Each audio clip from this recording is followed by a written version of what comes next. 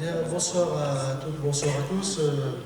Bonsoir Monsieur le Président, et salut évidemment le Président des GIA, les secrétaires généraux, qui l'ont exposé tout à l'heure, le Président de la Chambre d'agriculture, et nos collègues qui sont réunis ce soir ici. Je voudrais aussi excuser donc, les autres candidats républicains qui sont ce soir en réunion publique, d'autres candidats des autres formations politiques, et dont certains nous rejoindront en fin de soirée. Je voudrais commencer en prolongement de l'exposé qui a commencé la soirée par un triple constat. Le premier, c'est que l'agriculture française, nous le constatons, traverse une crise majeure, à la fois conjoncturelle et structurelle, dont le gouvernement précédent n'a pas pris la mesure. L'embargo russe est venu accentuer les difficultés, mais l'agriculture n'est pas la seule à être abandonnée par le gouvernement, et la fracture entre la ville et la campagne, telle qu'elle a transparu lors de ces élections, mérite un plan d'action plus vaste, qui englobe l'agriculture, mais qui la dépasse également.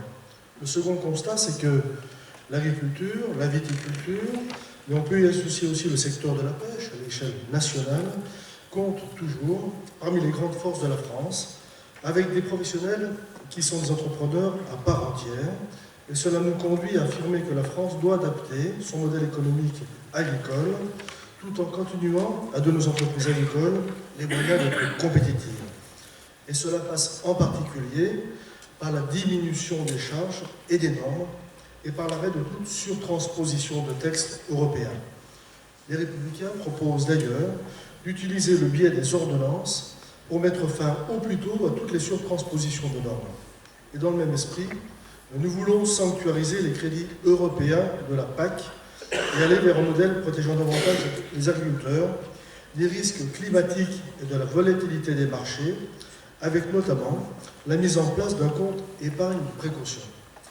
Troisième constat, c'est que cette force nouvelle pour notre agriculture ne pourra se faire sans un plan ambitieux de soutien à l'investissement, tel que vous le réclamez d'ailleurs. Ce plan de compétitivité devra conjuguer attentes sociétales, protection des ressources naturelles, et cela ne pourra se faire sans un accompagnement fort de la nation. Cette politique de l'investissement doit répondre aux besoins de modernisation en l'accompagnant d'une vision stratégique qui reste tournée vers une vision économique de l'agriculture, et surtout, elle devra engager le secteur agricole dans le défi majeur des années à venir, que vous avez largement évoqué, celui de la bataille de la maîtrise de l'eau. Diminution des charges, préservation et adaptation des crédits européens, création d'un compte d'épargne précaution, plan d'investissement et crédit d'impôt compétitivité, ce sont là 4 des mesures phares des Républicains en direction du monde agricole qui sont déclinées autour de 3 ambitions principales. La première, c'est de contribuer à faire en sorte que l'agriculture française redevienne la première agriculture européenne. Pour rendre à l'agriculture française son rang, nous affichons une ambition puissante. Nous estimons que c'est poser un acte de souveraineté que de vouloir refaire de notre agriculture la première puissance européenne. Elle est un pilier stratégique de notre économie et doit pouvoir garantir à la France un pouvoir vert qui s'attribuera aussi par notre souveraineté alimentaire. Pour cela, des réformes en profondeur s'imposent. Les Républicains l'ont bien compris. Alors que le gouvernement a supprimé la TVA compétitivité, nous proposons de réduire les charges pour que la main-d'œuvre française redevienne compétitive par rapport à nos concurrents européens. Nous le savons bien, l'agriculture était la grande perdante de l'abandon de la TVA sociale, rebaptisée TVA compétitivité, qui correspond mieux à la démarche politique qui la justifie. François Fillon en avait fait un axe fort de son programme, et je considère que c'est de notre devoir de persister dans cette ambition, autrement plus positive pour notre économie que la hausse promise de la CSG. Cette démarche devrait être complétée par un lissage fiscal sur 5 années pour les agriculteurs, comme c'est déjà possible pour les auteurs, pour en faire un outil de stabilisation des revenus agricoles. Ce qui est possible pour la culture dans notre pays doit aussi pouvoir l'être pour notre agriculture. En outre, et je sais que c'est un sujet sensible, mais indispensable à la situation actuelle de notre agriculture, la contractualisation autour de filières organisées en interprofession devra permettre de répartir plus équitablement les marges entre le producteur, le transformateur, le distributeur. Les Républicains veulent des agriculteurs qui puissent vivre de leur travail grâce à des prix rémunérateurs. C'est un combat qui nécessite un engagement politique fort et sans concession. L'agriculture a trop pâti ces dernières années d'un manque de volonté face aux exigences de la grande distribution. C'est pourquoi nous proposons d'encadrer par la loi la négociation des contrats. Il est nécessaire, vous le savez, que la négociation entre les producteurs et les industriels rééquilibre la négociation entre les industriels et les transformateurs.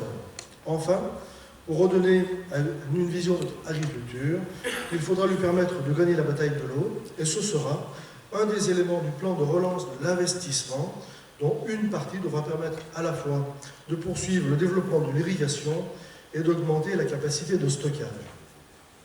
La deuxième ambition forte pour notre agriculture, c'est que la France doit mener une véritable stratégie agricole européenne. Au-delà de la stratégie d'influence à Bruxelles, nous savons qu'aujourd'hui, et ces dernières années, la France ne disposait d'aucun conseiller au cabinet du commissaire européen de l'agriculture. Un moratoire sur la surtransposition de textes européens doit être décrété. Et nous irons plus loin encore pour rendre de l'oxygène aux exploitations agricoles.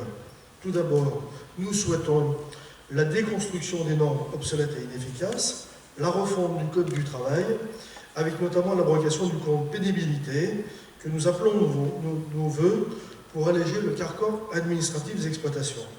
De plus, nous sanctuariserons les crédits de la PAC pour nos exploitations agricoles.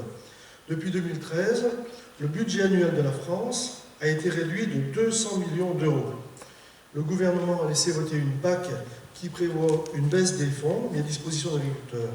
Nous ne commettrons pas la même erreur.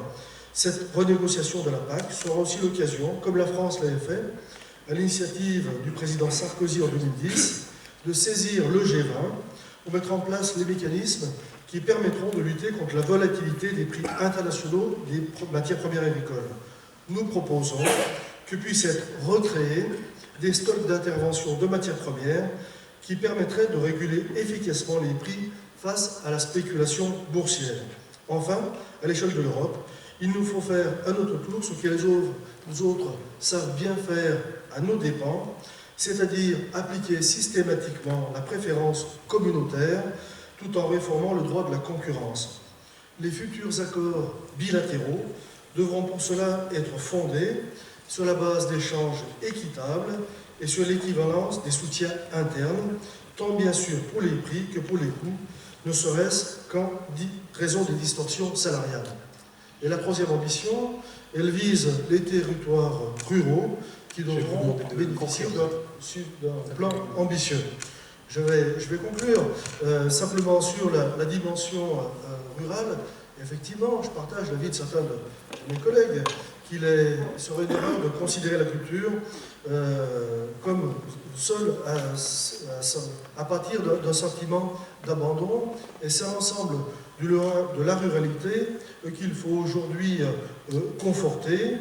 Et nous pensons au plan numérique qui avait été annoncé sur le plan national et qui aujourd'hui peine à produire sa réelle efficacité sur un plan local.